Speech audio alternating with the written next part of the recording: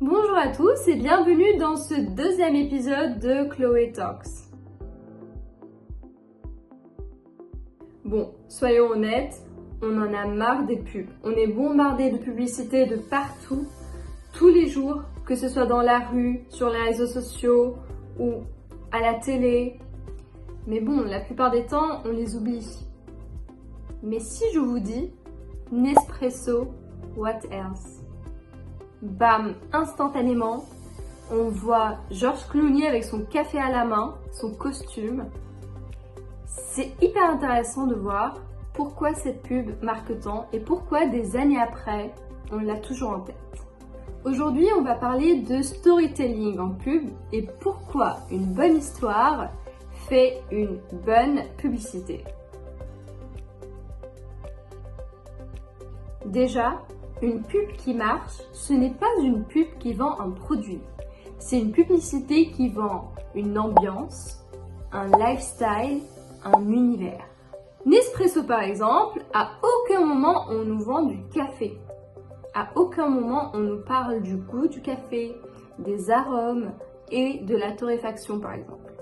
Ce qu'ils vendent, c'est le rituel, l'élégance et le café de haut de gamme.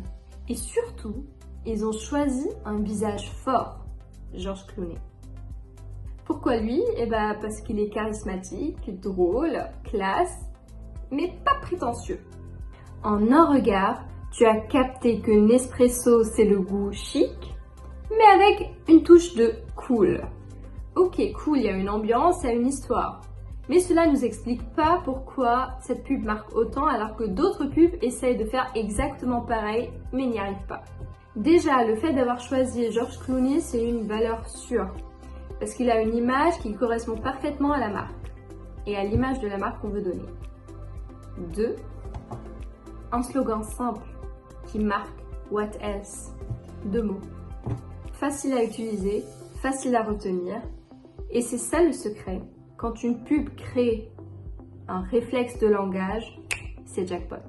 3. De l'humour et de l'émotion. La pub joue sur un ton léger, un petit air de séduction, un clin d'œil. C'est ça qui la rend sympa, plaisante à regarder. Et quand une pub te fait ressentir quelque chose, tu la retiens.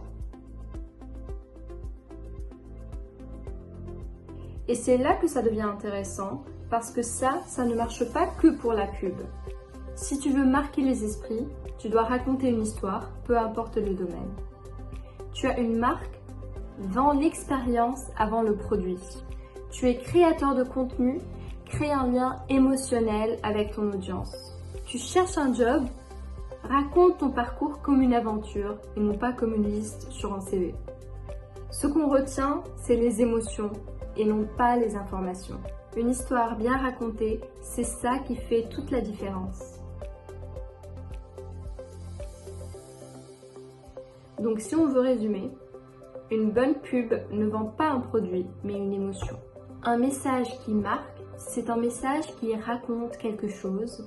Et en communication, que ce soit dans une pub ou dans la vraie vie, on se souvient toujours des bonnes histoires. Merci d'avoir écouté cet épisode. Si ça t'a plu, pense à t'abonner, à liker et à me faire un petit retour en commentaire.